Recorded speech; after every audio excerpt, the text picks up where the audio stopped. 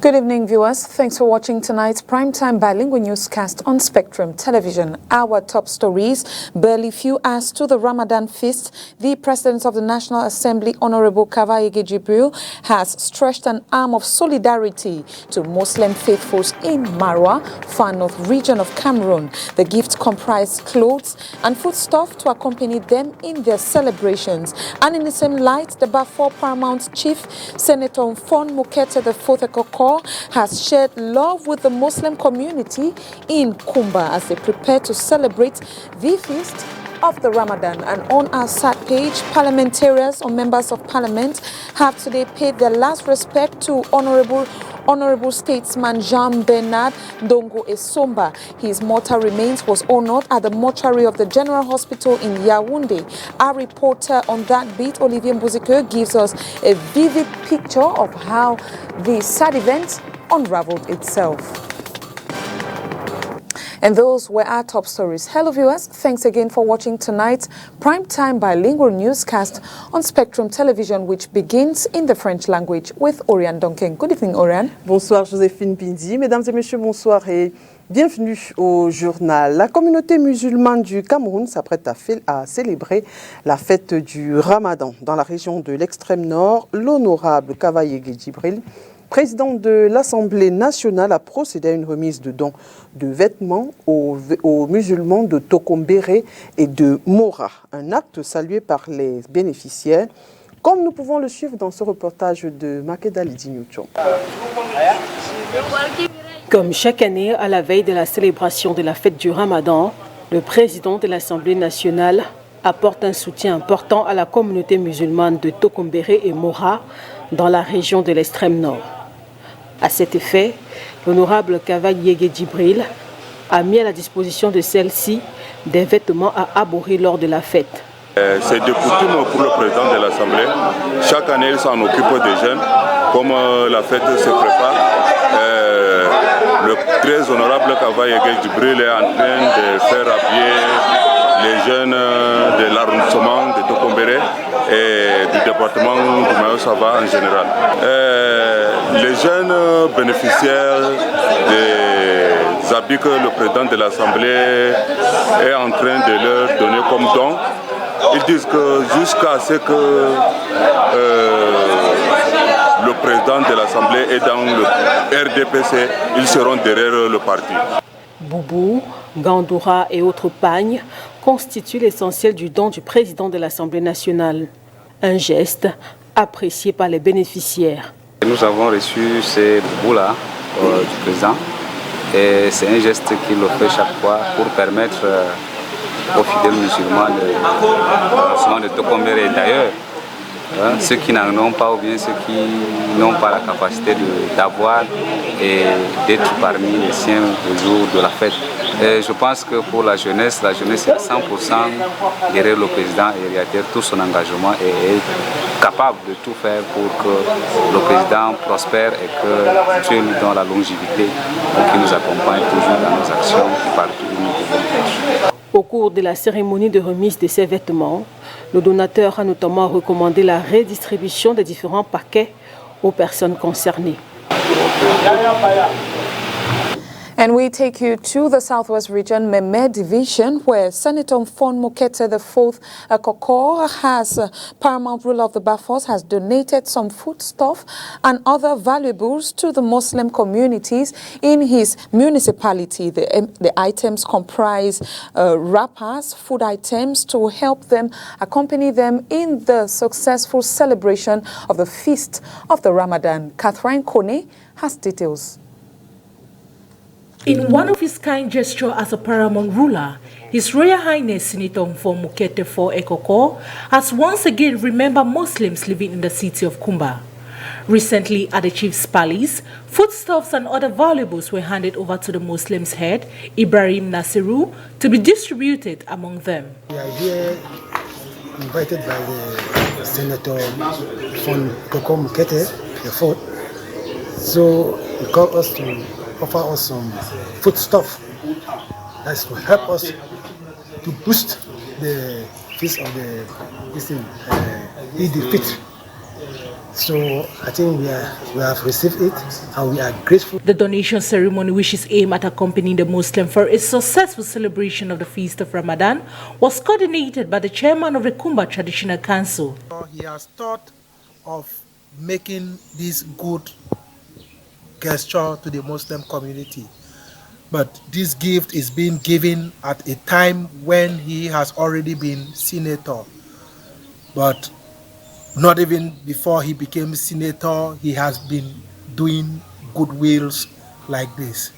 But today this one looks significant because just like the Imam. The move was highly appreciated by the Muslims who have vowed to stand by the phone. It's the Christian gesture. So we are very, very happy, and we have promised him that whatever and however and whenever we meet the Muslim community, let him not hesitate, let him just call, and they will answer him immediately. So I think in this moment that we are in Ramadan, it's the moment of prayer. So we are there praying for peace in our country, especially Kumba. Why not Meme in general? It should be noted that this is not the first time such a kind gesture is being carried out by Senator Mfon for Ekoko to the Muslim community in Kumba. The Minister of Commerce, Luke Magloambarga Atana, has today congratulated the community of the Fumi market for constructing a site which aims at mitigating unemployment in that area. Oni Ladonet and Landry Yosa.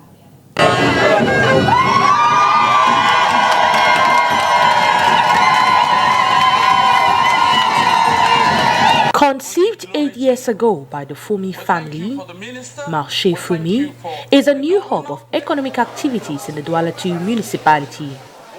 It is my greatest honor, by the grace of God, to welcome all of you to this solemn ceremony of the inauguration of Marché Fumi by His Excellency Luke Magloambarga,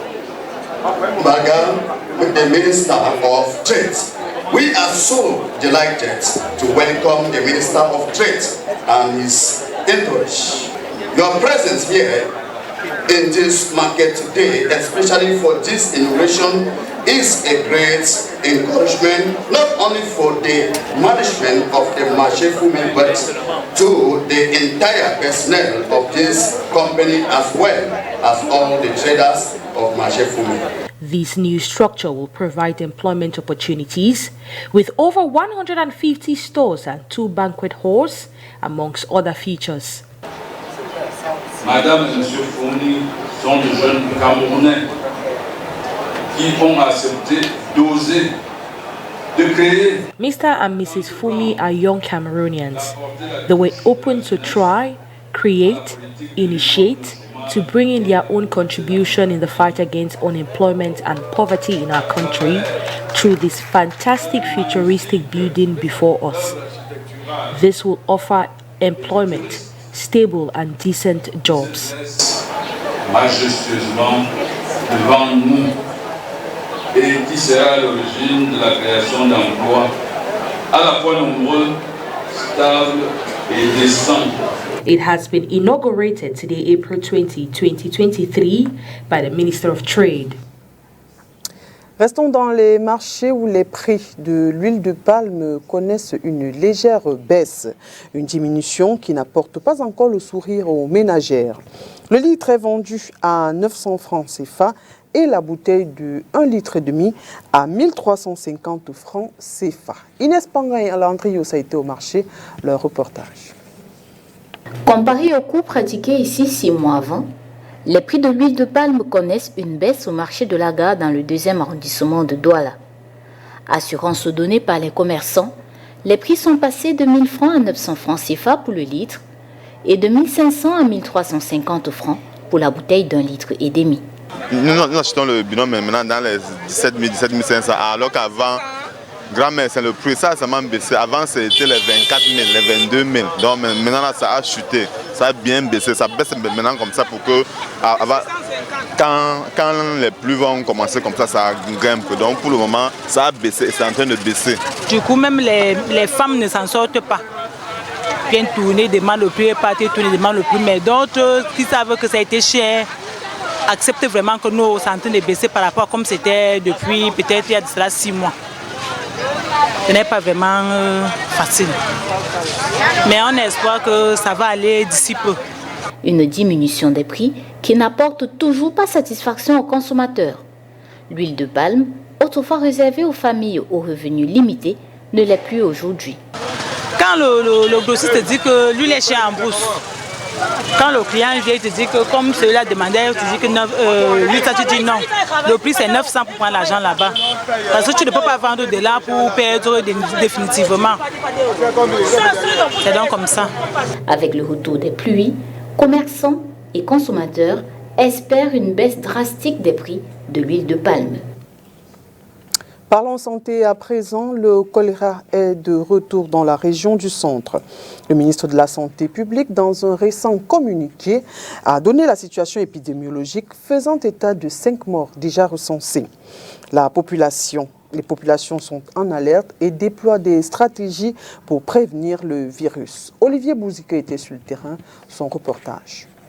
Yaoundé et Liguefa, comment la population prévient le choléra?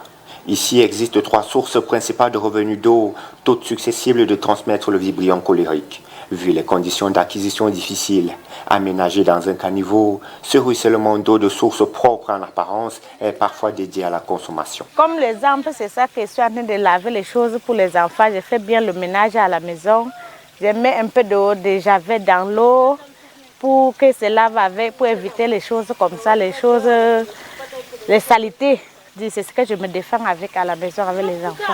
Bâti au milieu de plusieurs habitations, toilettes rigolent autour, ce puits de fortune ravitaille une vingtaine de familles. Moi aussi, à mon niveau, j'essaie d'utiliser l'eau de javel.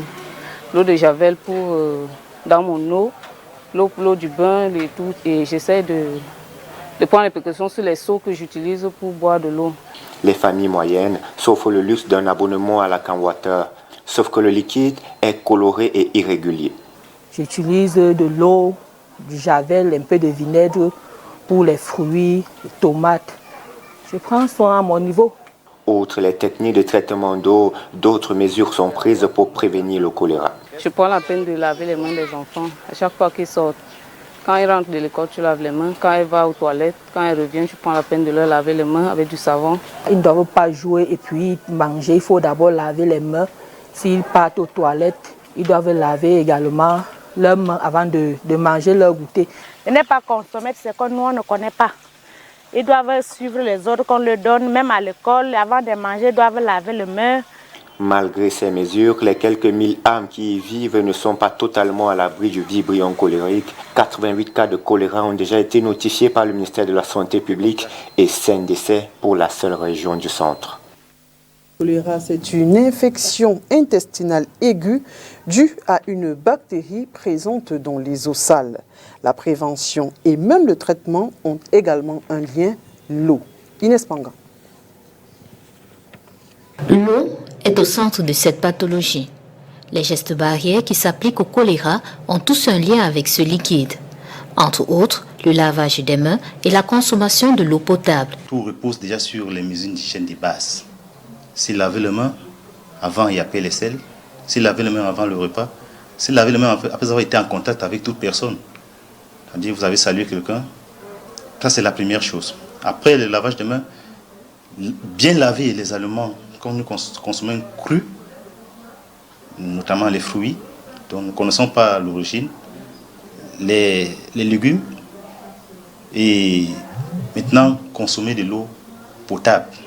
Une eau de mauvaise qualité qui peut être rendue consommable avec l'application de certaines techniques pratiques. Disons de l'eau déjà qui nous vient de la Société des eaux, mais ou alors, si nous n'avons pas la possibilité d'avoir cette eau, on peut avoir notre filtre à la maison que nous devons bien entretenir. Et là également, il faudrait une éducation, comment entretenir un filtre. Maintenant, il existe d'autres techniques, c'est-à-dire on peut par exemple mettre l'eau à la chaleur, la battre pour la réoxygéner et avoir de l'eau potable. De même, les manifestations de la maladie aboutissent à terme à une déshydratation de l'individu. Cela passe par des vomissements et des diarrhées fortes. Par conséquent, la réhydratation est au centre du traitement. Le traitement du choléra repose déjà sur la réhydratation, d'abord. C'est-à-dire, puisque c'est une maladie qui déshydrate, c'est-à-dire vous faites la diarrhée, vous déshydratez, donc il faut d'abord réhydrater le malade. La réhydratation se fait par voie orale, c'est-à-dire avec l'essai de réhydratation orale de l'eau. Maintenant, par voie parentérale, on perfuse le malade pour remplacer les pertes hydriques. Le choléra reste à l'échelle mondiale une menace pour la santé publique et un indicateur de l'absence d'équité et d'un développement social insuffisant. Toujours en santé, les personnes victimes de malformations ou de traumatismes touchant le visage peuvent recevoir gratuitement une chirurgie réparatrice à l'hôpital militaire à Bonanjo, c'est ici à Douala.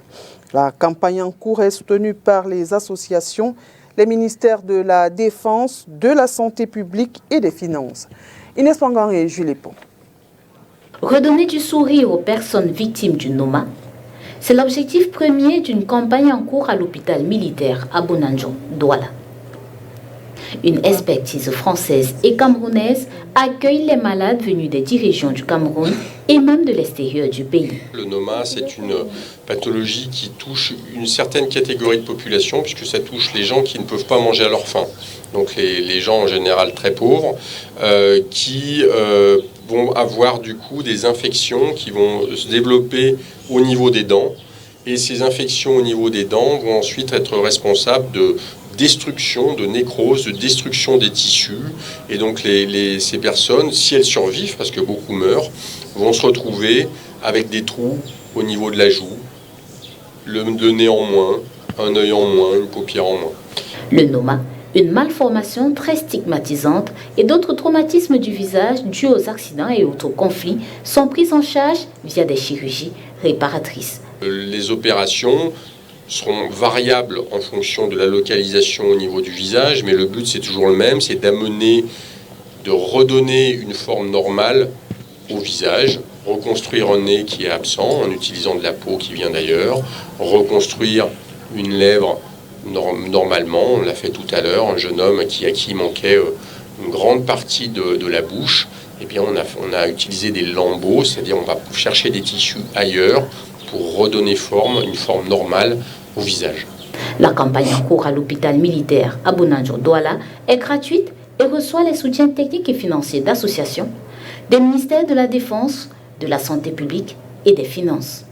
Les malades ont encore la possibilité de se faire enregistrer pour bénéficier des bienfaits de cette deuxième édition ou des prochaines. Nous invitons les populations qui n'ont pas pu peut-être se faire enregistrer à cette édition de nous contacter à l'hôpital militaire au service d'OR et de chirurgie cervico-maxillofaciale tous les jours pour pouvoir se faire enregistrer pour l'événement futur qui aura lieu en 2024, en mars, avril 2024. Et on peut dire qu'il n'est pas encore tard puisqu'on a encore une semaine pour cette édition. Ceux qui peuvent encore nous retrouver d'ici lundi pourront être enrôlés dans l'édition de cette année.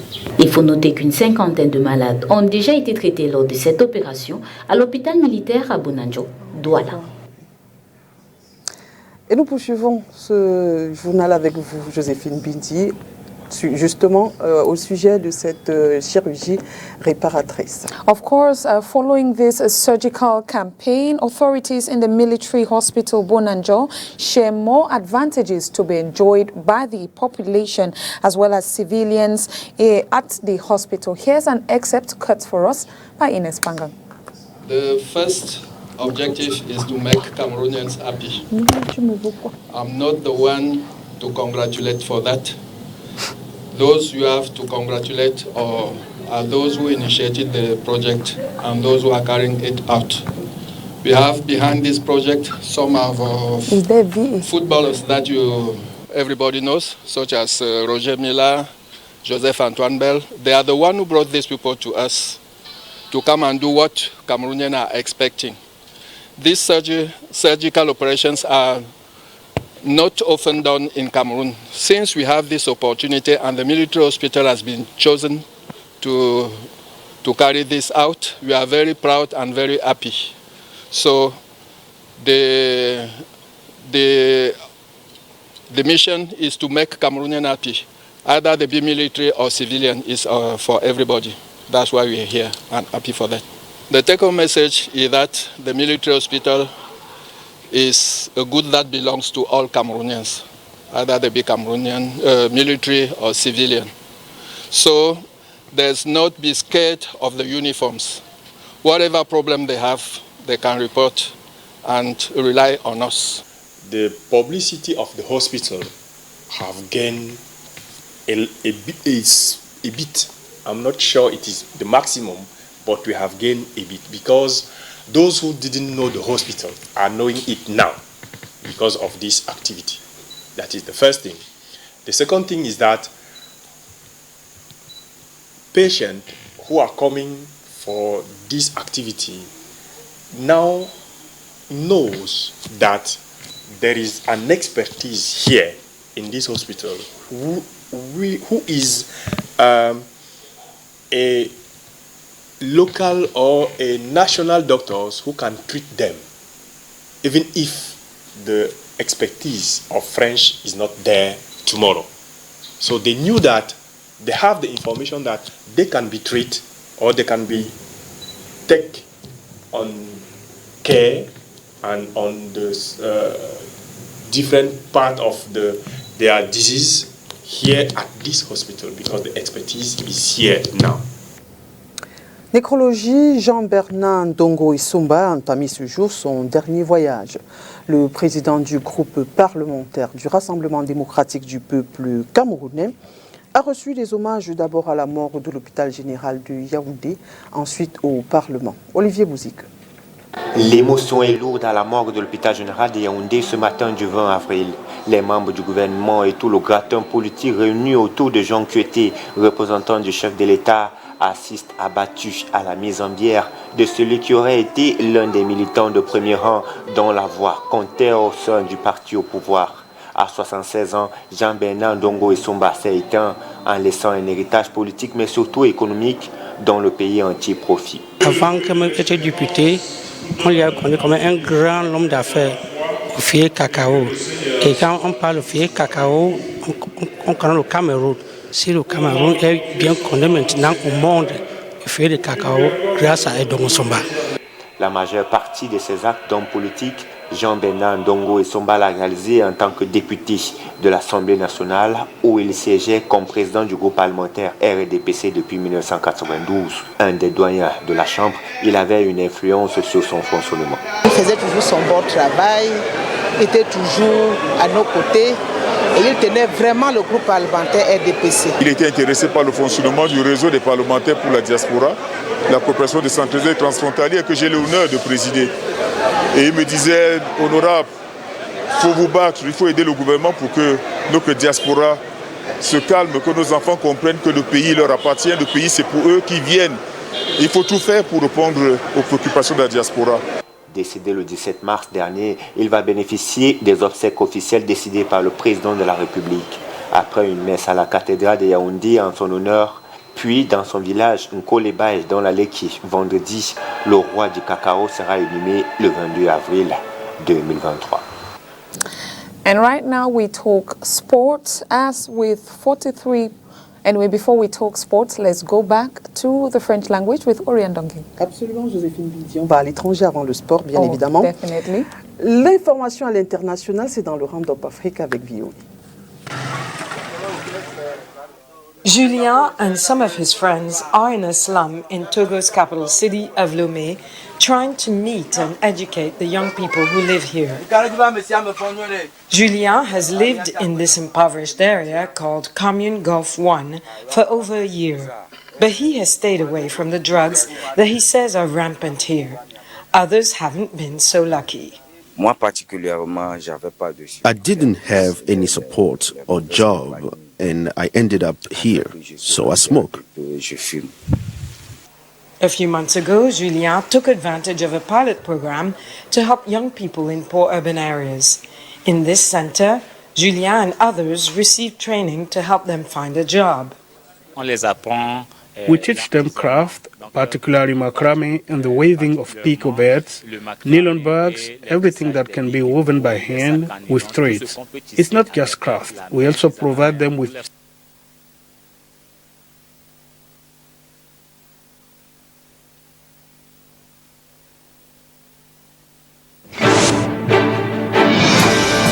Au Soudan, explosions et tirs continuent ce jeudi à Khartoum, dont les habitants se pressent sur les routes pour fuir les raids aériens et les combats de rue qui ont tué depuis samedi plus de 270 civils. L'international réclame une trêve alors que les deux belligérants s'accusent mutuellement. 177 soldats égyptiens ont été évacués du Soudan mercredi à bord de 4 avions, a annoncé jeudi l'armée soudanaise. L'armée a rectifié une déclaration qualifiant ces soldats égyptiens de captifs des paramilitaires. Au Mali, le chef du cabinet du colonel Assimi Goïta, président de la transition dominée par les militaires, fait partie de 4 personnes tuées dans une attaque mardi près de la frontière mauritanienne, indique jeudi une note de la présidence. En Tunisie, le chef du parti islamo-conservateur Ennahda, Rachel Ghanouchi, a été placé sous mandat de dépôt. L'annonce a été faite par sa formation qui a dénoncé sur sa page Facebook un emprisonnement injuste. Et on parle sport avec vous, Joséphine Bindi. And we talk sports, Elite 1 or Elite 2 graduation into the Elite 1 championship. As with 43 points in 23 games and over 13 wins, Victoria United emerges champion of the Elite 2 championship, thereby gaining a graduation into the Elite 1 championship. Oni Ladonette Ondesa tells us more. Victoria United is back into Elite 1 football after over 19 years of absence. The Limbe-based club sealed its spot following a 2-0 win over Aigle Royal du Mungu in the 24th fixture of the Elite 2 Championship played at home. The penalties converted by Jogba adds to their long list of exploits this season, extending their lead to 43 points, 7 more than second-place Lausanne de Yaoundé. Next year is going to be a catastrophe because, as I say, as you see, any player that is going to play my team will be able to take from 250,000 and 500,000. That is it. And I want to select the best players in Cameroon, the best of the best, because I want the team to play in Cup Champion League. Promoted just last year into the second-tier competition, Opopo has recorded 13 wins, 4 draws and 6 defeats. Their match against Stade de Betoir is for pride as the team's first objective has been attained. As for other fixtures played on Wednesday, Fonja Street stunned AS Lausanne 1-0, while Rangers FC of Bafut needed 2 goals to clinch all 3 points. Dinamo de Douala had a 2-0 edge over Ofta de Kribi, with Unisport du Onkam losing 1-3 to Racine de Bafoussam. Ofta de Kribi drops to the regional league, while Leopard de Douala and Tonné Calara Club stay in the red zone. And that report closes the curtains on tonight's newscast. It was a pleasure bringing information to you. Good night and happy weekend. Good night to you, Oriane. Bonne soirée à vous, Joséphine Bindi. Mesdames et messieurs, merci d'avoir été des nôtres et bon début de week-end en compagnie des programmes de Spectrum Télévision. Sinon, bonne soirée.